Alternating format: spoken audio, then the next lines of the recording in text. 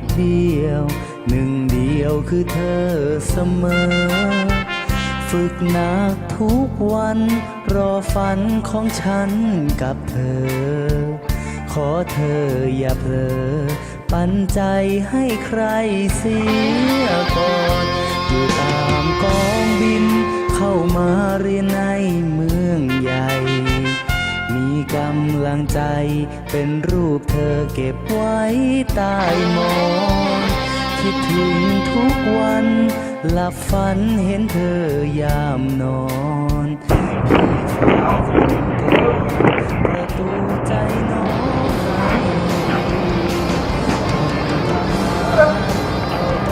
สัญญาณทางไกลส่งสัญญาณใจไปถึงเธอคนดีที่อยู่ของเราเจอ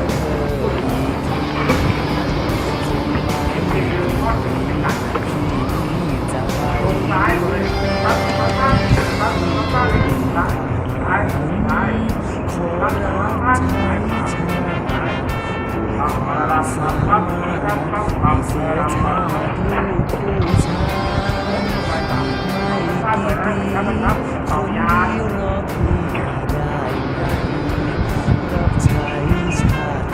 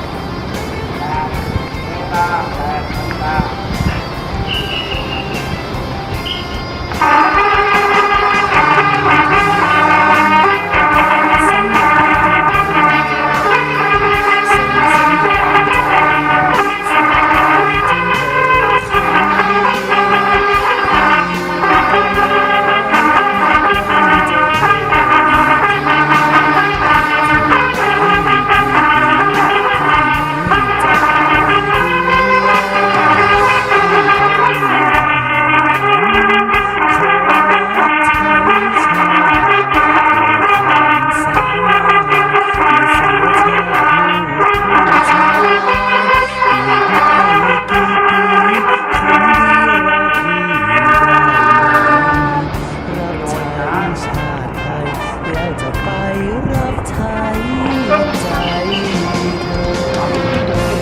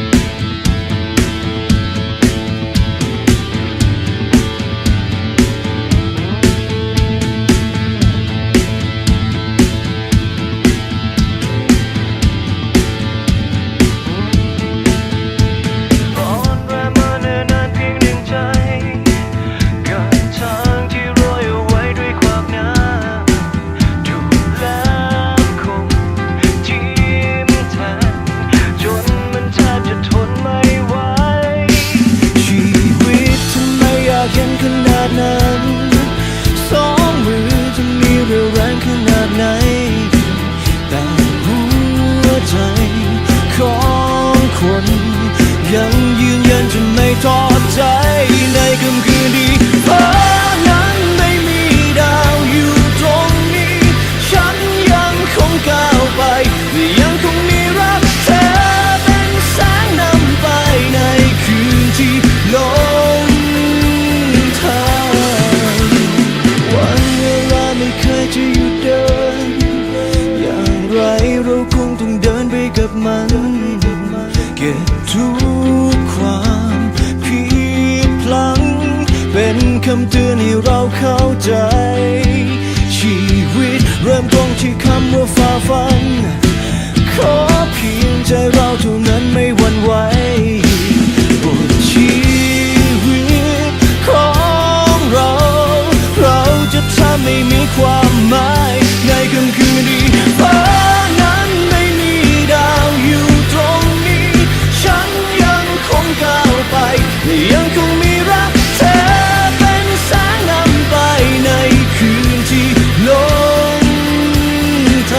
นาทีที่ความฝันนั้นพร้อมเป็นเพื่อนตายเส้นทางนี้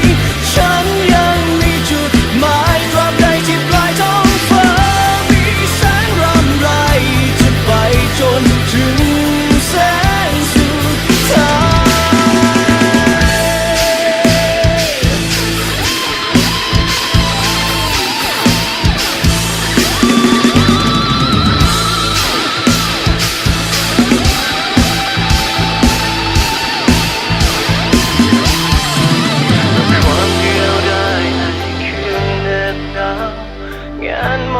ฟ้ายังนึกถึงวันเก่ามันคงจริงที่ทางยาวไกลก่อนหัวใจก็ภาวนากับความมืดมิดขอให้รักยังคุ้มครองเราอยู่เติมพลังให้ใจดวงนี้ไม่ยอมแพ้ในค่ำคืนที่ฟ้าท้าทายใจคนอยู่ตรงนี้และฉันยังคงก้าวไปและยังคงมีรักเธอเป็นแสงนำไปในคืนที่ลงทางนาทีที่ความฝันนั้นพร้อมเป็นเพื่อนตายเส้นทางนี้ฉันยังมีจุดหมายตราบใดที่ปลายท้องฟ้ามีแสงรำไรจะไปจนถึงแสงสุดท้าย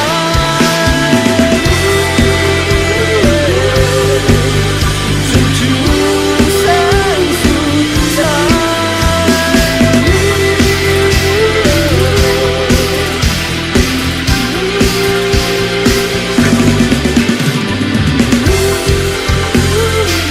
เราได้ที่ปลายท้องฟ้า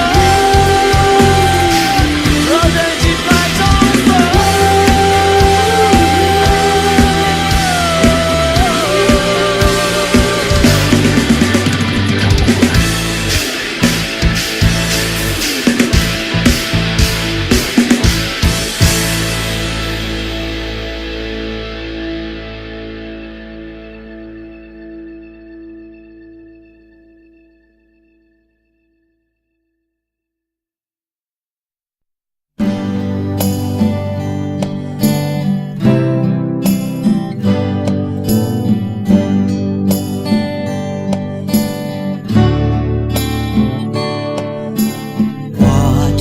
ใจกันมันก็นานแสนนานกว่าจะมาเป็นเพื่อนกันต้องใช้เวลาเนิ่นนานอยู่กันมานานแสนนานจากกันไปไกลแสนไกลจดจำไว้เพื่อนยังไม่ลืมบนเส้นทางยาวไกลร่วมฝ่าฟันไว้ก้าวไปด้วยกันจำวันนั้นยังจำเคยร่วมกันทำด้วยความมั่นใจสุขเราก็เคยร่วมเสพเจ็บเราก็เคยร่วมเจ็บจดจำไว้ถึงวันเก่าๆกว่าจะรู้ใจกันมันก็นานแสนนานกว่าจะมาเป็นเพื่อนกันต้องใช้เวลาเนิ่นนานอยู่กันมานานแสนนานจากกันไปไกลแสนไกลจดจำไว้เพื่อนยังไม่ลืมวันที่จำต้องจากกันไกลแต่ใจยึดมั่นคืนและวันเดือนผ่านไม่อาจเรียกวันเก่าคืนหวนได้แต่ใจเรายังมั่นคงฝากความทรงจำถึงเพื่อนจดจำไว้เพื่อนยังไม่ลืม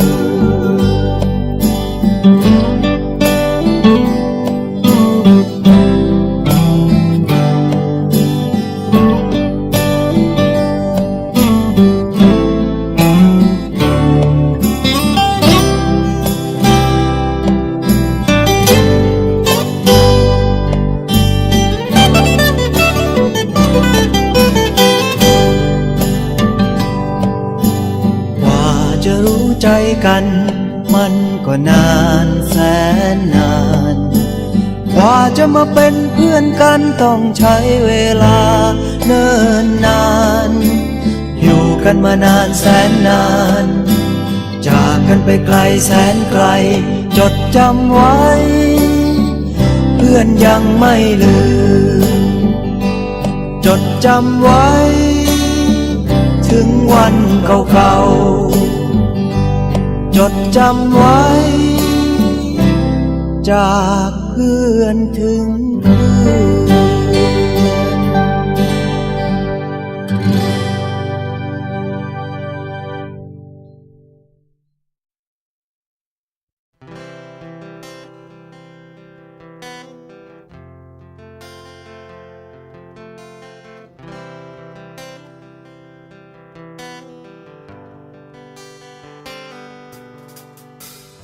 วันคืนที่เนิ่นนาน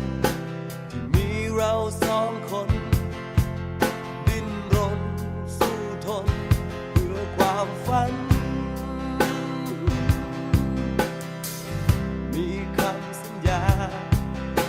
ว่าเราไม่ทอดทิ้งกันแม้คืนและวัน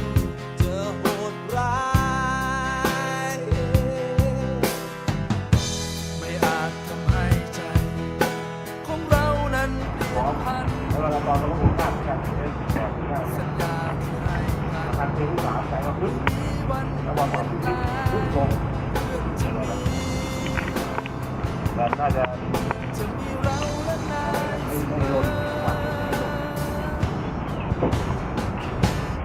จากวันนี้มีเราและนายจดจำไว้ตลอดไปไม่ทิ้งกันหากมีเรา อย่าลืมฟันมือสวย มีนาย วิดีโอถ่ายเห็นแล้วใครที่หัวจะรู้ ไว้ พร้อมด้วยภาพนะ เพื่อน แต่ กัน ลบเนะพื่อนตายต ล ลอบ ดู ด แถวด้วย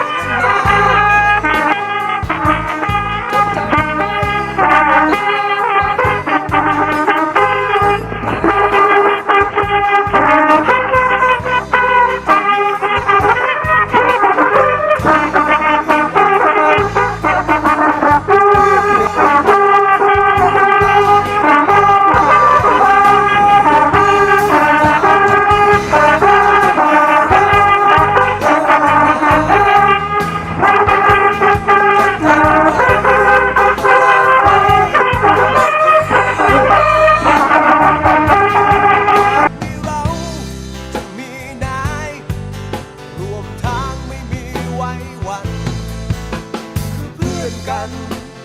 เพื่อนตายตลอดไปคือเพื่อนกันเพื่อนตายตลอดไป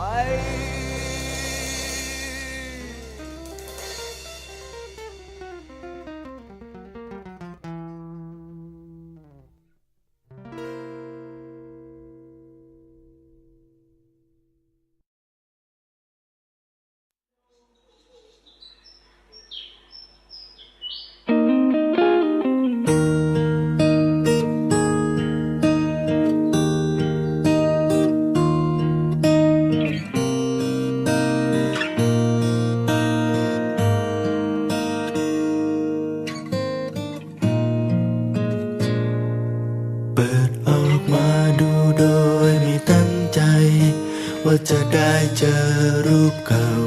อยู่ในวันเวลาที่สดใสวันที่มีเราข้างกันภาพเดิมๆก็หวนมาเปลี่ยนเวลากลับไปวันนั้นใจก็เหมือนสั่นๆเกือบลืมกันแล้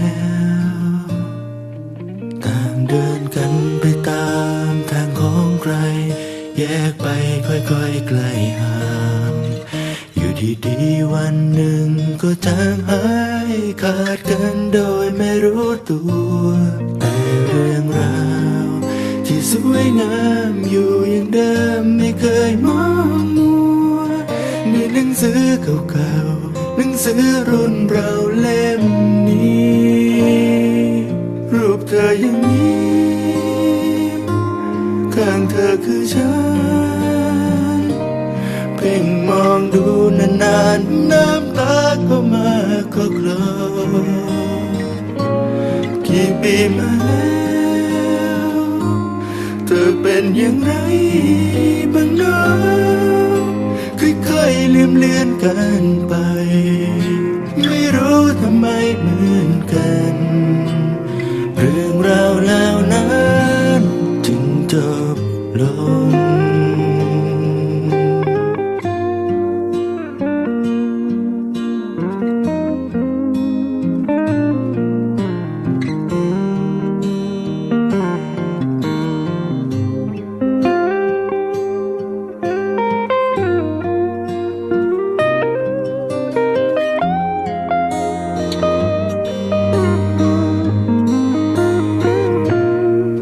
เธอยังมีข้างเธอคือฉันเพ่งมองดูนานๆน้ำตาก็มาก็คลอกี่ปีมาแล้วเธอเป็นอย่างไรบ้างเนาะค่อยๆลืมเลือนกันไปไม่รู้ทำไมเหมือนกันเรื่องราวแล้วนั้นจึงจบลง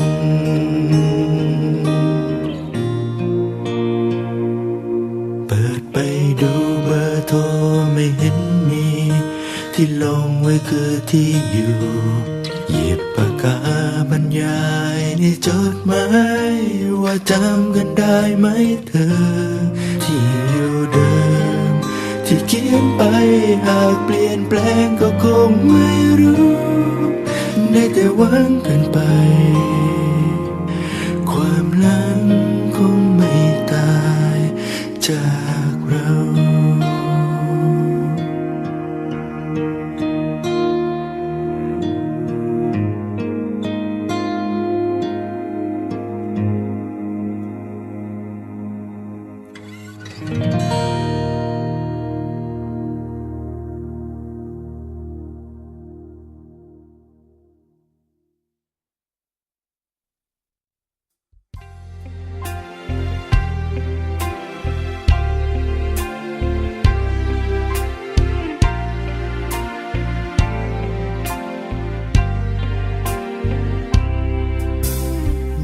จับมือกันทุกสุขด้วยกันหัวเราะร้องไห้ด้วยกันมานานเท่าไหร่ฉันไม่เคยลืมจากใจวันที่เรายิ้มวันที่ทะเลาะอาบวันและคืนเหล่านั้นจะยังงดงามไม่เคยเปลี่ยนไปยังคงเป็นดังเหมือนกับเมื่อวานอยู่ในส่วนลึกความทรงจำแต่ต่างกันแค่เพียงในตอนนี้ฉันนั้นไม่ได้มีเธออยู่ข้างๆเหมือนวันที่เราเคยเดินข้ามผ่านทุกๆสิ่งทุกๆอย่างมาด้วยกันนับเป็นช่วงชีวิตที่ดีที่สุดแม้เป็นแค่เพียงเวลาสั้นๆที่เคยเกิดขึ้นกับฉันเพราะเธอ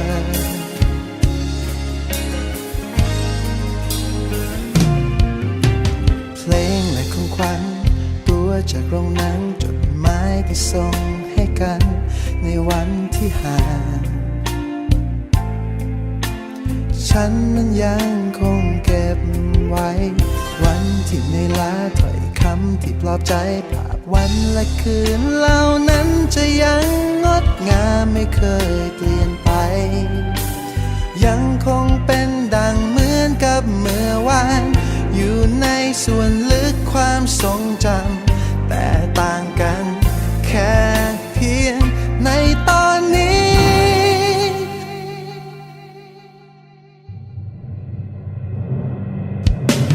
ฉันนั้นไม่ได้มี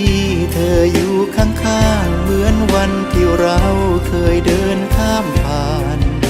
ทุกๆสิ่งทุกๆอย่างมาด้วยกันนับเป็นช่วงชีวิตที่ดีที่สุดแม้เป็นแค่เพียงเวลาสั้นๆแต่ก็เคยเกิดขึ้นกับฉันเพราะเธอไม่รู้ว่าเธอไม่รู้ว่าจะได้ยินเพลงนี้หรือยังอยากจะให้เธอช่วยมารับฟังว่าฉันนั้นคิดถึง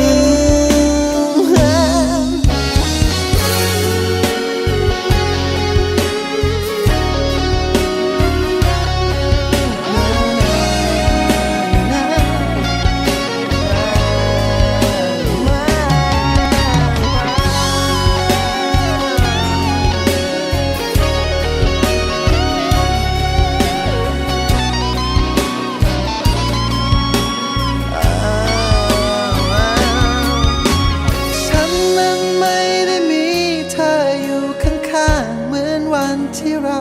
เคยเดินข้ามผ่านทุกๆสิ่งทุกๆอย่างมาด้วยกันนับเป็นช่วงชีวิตที่ดีที่สุดแม้เป็นแค่เอาแบบภูมิใจที่สุดอะภูมิใจที่สุดเก้าอ่ะแกน่าเลย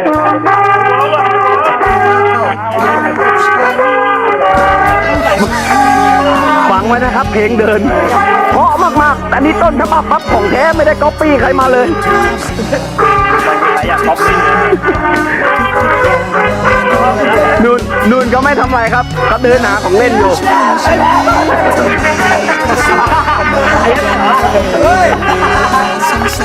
แถวแบบธรรมดาเองก็จะ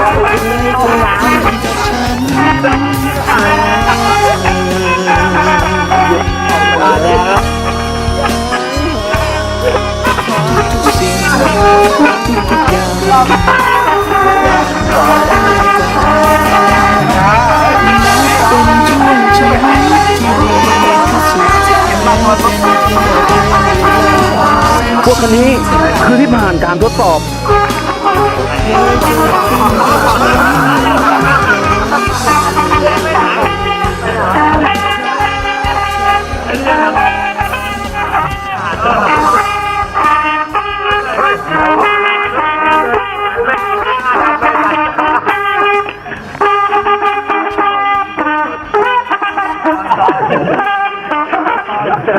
ล่มครับเป็นแถวแรกที่ล่มเขาผ่านมากี่แถวแล้วหยุดต้องหยุดแล้วไม่แย้มปล่อยหน้าดำนะดีไหมแค่ตัวขอชื่อรู้คำพูดไม่น่าคนละเกินเนี่ยมันเหลือ2 คนแล้วเดินก็ยังไม่ล่มมึงล่ม2 เที่ยวแล้ว5 คน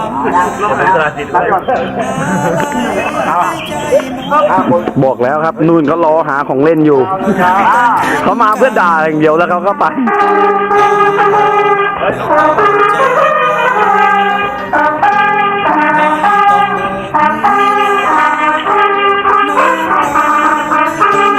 ว่าแถวเราเหลือ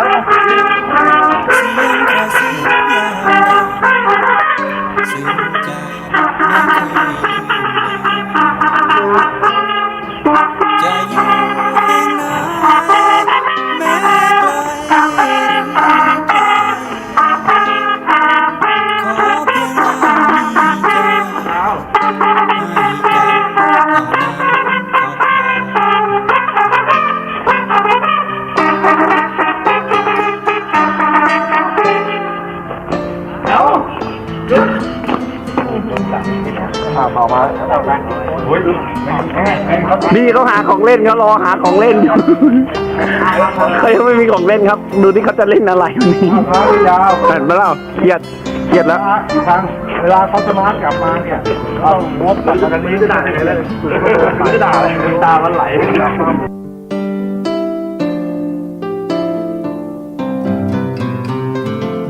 ไม่ต้องเอ่ยคำลา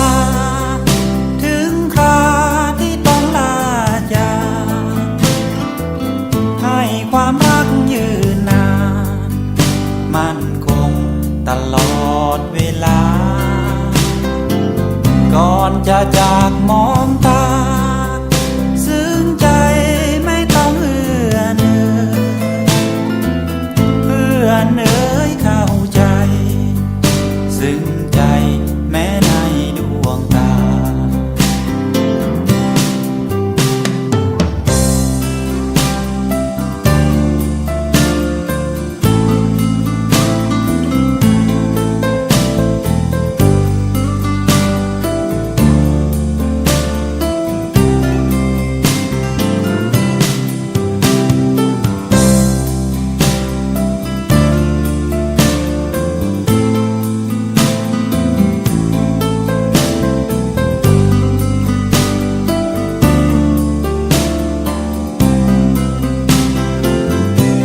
จะอยู่แห่งไหน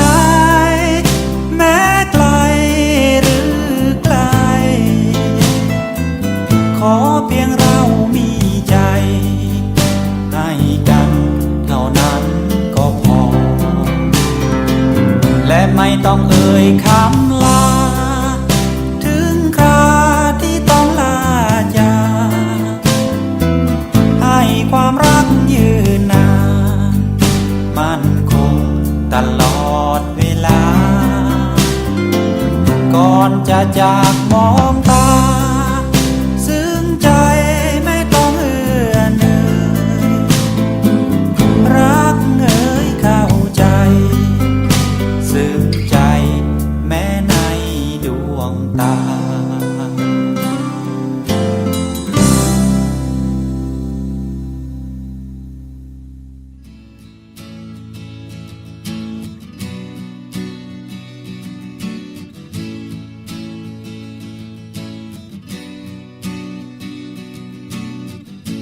ไม่จำเป็นหรอกคำสัญญา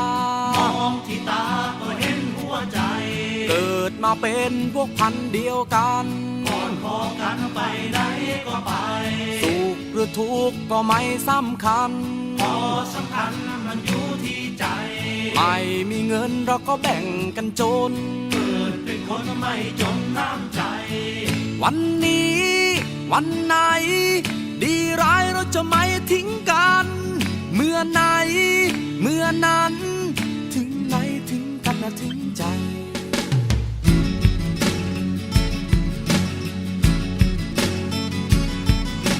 เคยเป็นไงเราก็เป็นอย่างนั้นเรารักกันไม่มีวันเปลี่ยนไปเพื่อนเอ่ยเพื่อนรักเพื่อนเอ่ยเพื่อนตายอีกนานแค่ไหนเราก็ยังเหมือนเดิ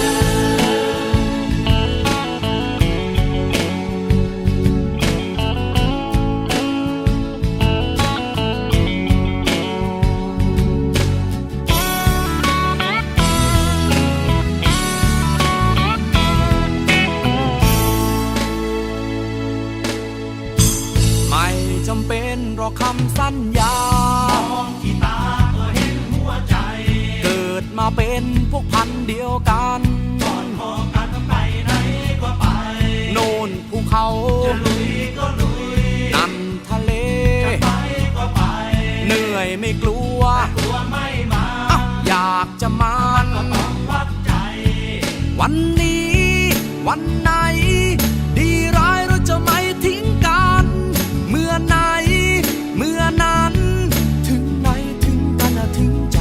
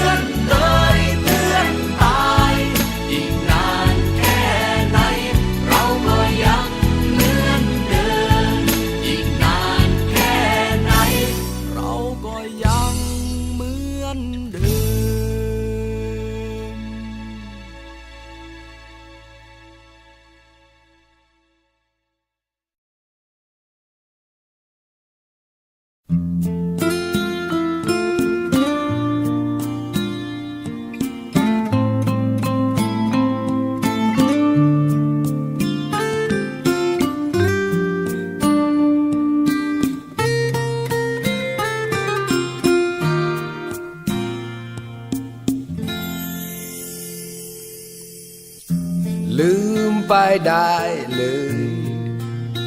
เรื่องที่เคยผ่านมาแล้วไป รู้เธอไม่ตั้งใจ ให้มันพลั้งพลาดไปอย่างวันนั้น ฉันไม่เคยแคร์และแม้ว่าใครจะคิดอะไรไม่สำคัญ ขอเพียงเธออย่าไว้วัน เรายังเริ่มกันได้ไหมสบตากับฉัน เชื่อในฉัน เรื่องของวันวานไม่ต้องมาใส่ใจ ที่เคยเปียกฝนเดี๋ยวก็คงแห้งไป แค่ขอฉันไว้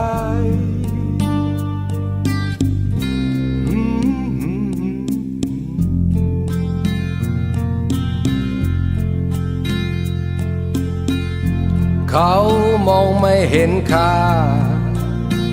อย่าไปสนปล่อยเขาจังเขาไป เสียแล้วก็เสียไป ไม่ต้องคิดสิ่งใดให้หนักหนาเพราะเรื่องวันวานจะทำอย่างไรก็ไม่มีทางเรียกคืนมา คิดถึงวันพรุ่งนี้ดีกว่า วันเวลาที่โลกเป็นของเราสบตากับฉัน เชื่อในฉัน เรื่องของวันวานไม่ต้องมาใส่ใจ ที่เคยเปียกฝนเดี๋ยวก็คงแห้งไป แค่กอดฉันไว้ วันนี้ฉันรักเธอสบตากับฉัน เชื่อในฉัน เรื่องของวันวานไม่ต้องมาใส่ใจ ที่เคยเปียกฝนเดี๋ยวก็คงแห้งไป แค่กอดฉันไว้ วันนี้ฉันรักเธอ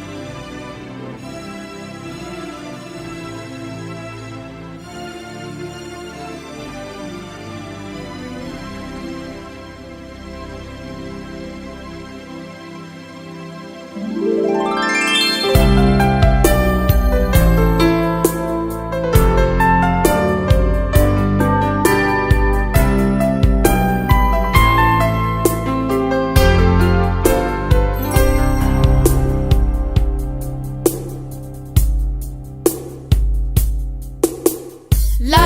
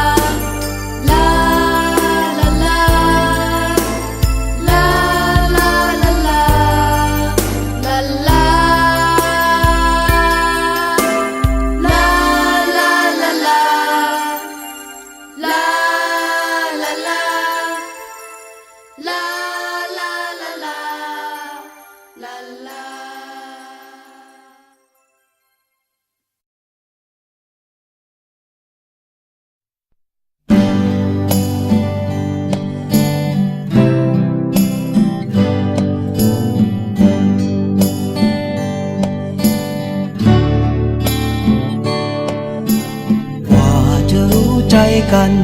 มันก็นานแสนนานกว่าจะมาเป็นเพื่อนกันต้องใช้เวลาเนิ่นนานอยู่กันมานานแสนนานจากกันไปไกลแสนไกลจดจำไว้เพื่อนยังไม่ลืมบนเส้นทางยาวไกลร่วมฝ่าฟันไว้ก้าวไปด้วยกัน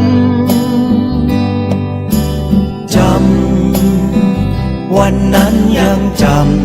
ำเคยร่วมกันทำด้วยความมั่นใจ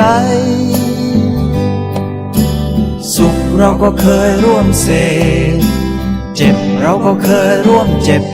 จดจำไว้ถึงวันเก่าๆกว่าจะรู้ใจกันมันก็นานแสนนานกว่าจะมาเป็นเพื่อนกันต้องใช้เวลาเนิ่นนานอยู่กันมานานแสนนานจากกันไปไกลแสนไกลจดจำไว้เพื่อนยังไม่ลืมวันที่จำต้อง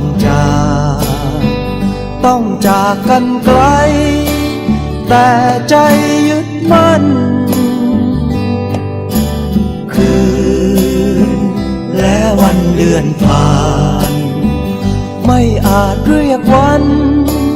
เก่าคืนหวนได้แต่ใจเรายังมั่นคงฝากความทรงจำถึงเพื่อนจดจำไว้เพื่อนยังไม่ลืม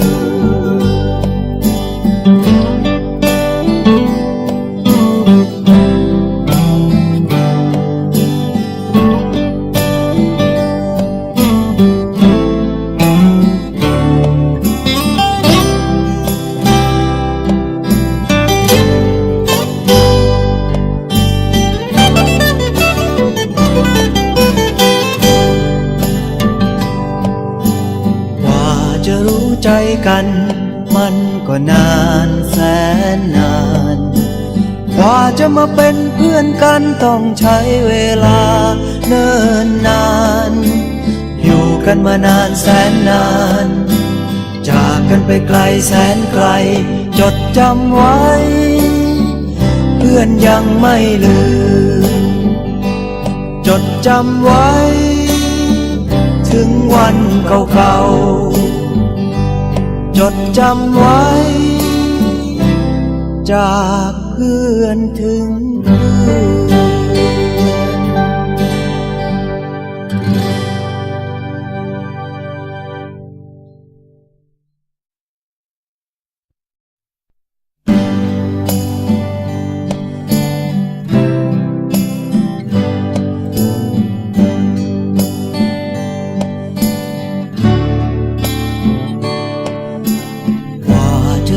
ใจกันมันก็นานแสนนานกว่าจะมาเป็นเพื่อนกันต้องใช้เวลาเนิ่นนานอยู่กันมานานแสนนานจากกันไปไกลแสนไกลจดจำไว้เพื่อนยังไม่ลืมบนเส้นทางยาวไกลร่วมฝ่าฟันไว้ก้าวไปด้วยกันจำวันนั้นยังจำเคยร่วมกันทำด้วยความมั่นใจสุขเราก็เคยร่วมเสพเจ็บเราก็เคยร่วมเจ็บ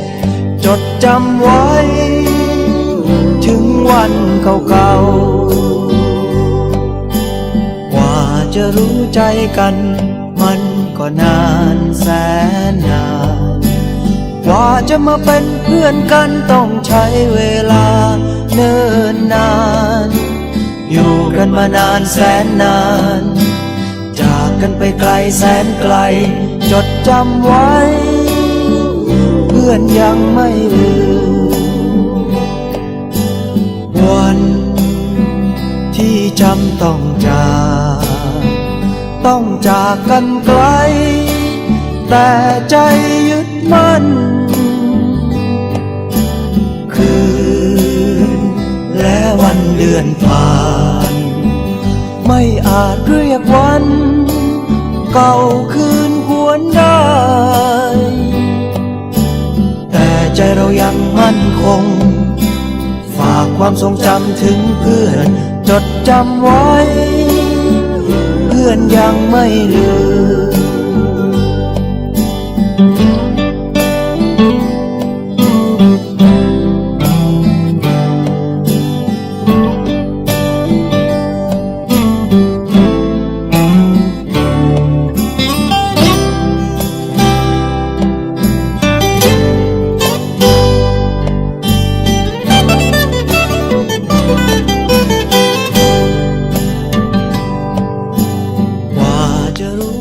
กันมันก็นานแสนนานกว่าจะมาเป็นเพื่อนกันต้องใช้เวลาเนิ่นนานอยู่กันมานานแสนนานจากกันไปไกลแสนไกลจดจำไว้เพื่อนยังไม่ลืมจดจำไว้ถึงวันเก่าๆจดจำไว้จากเพื่อนถึงเพื่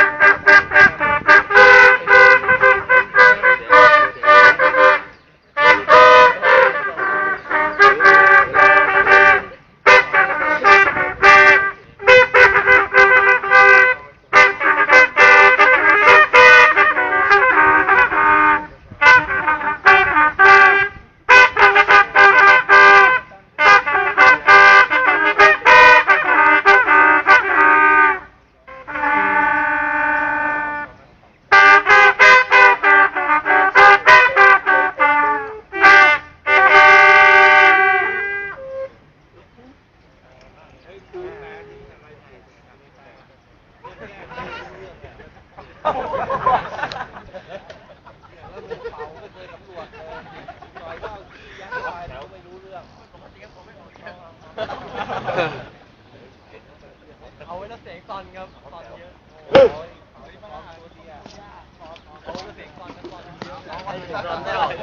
ไอ้แฟนน่ะรู้แล้วพักปากกันดิคนแรกเนี่ยก็สวยผมคนหาพนาปัญญาเรื่องขออนุญาตตอบครับ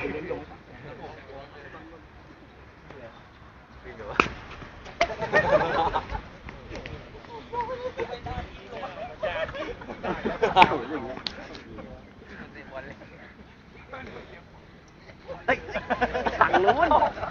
เพื่อนทำไมก็ไม่มีสมาธิ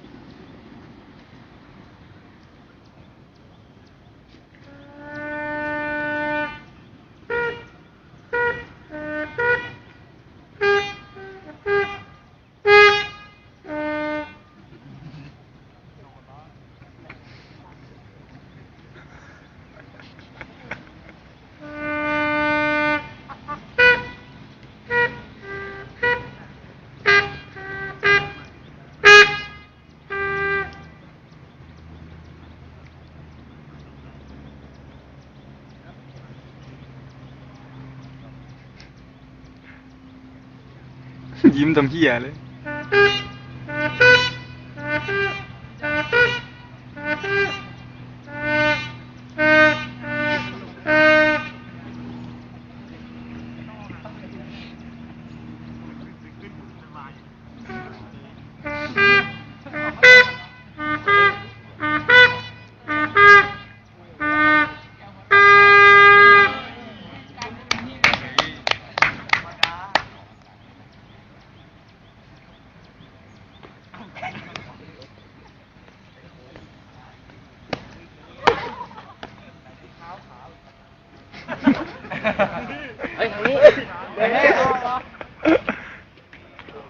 สัมภาษณ์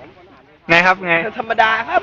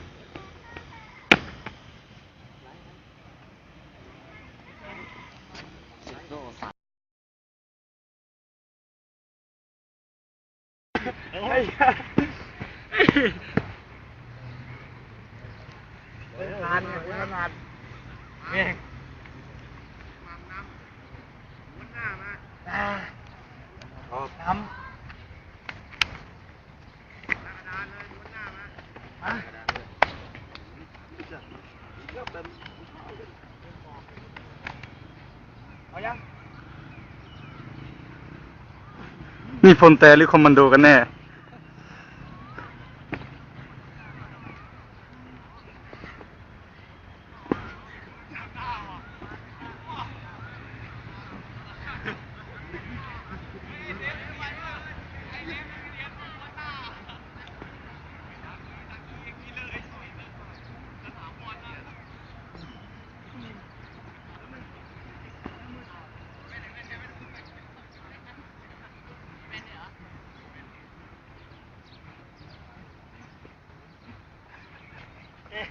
แล้ว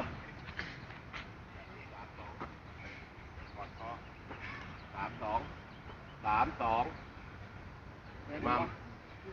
ไปวิ่ง2 รอบแล้วก็มือแตกนะเพิ่มซ่อมอีก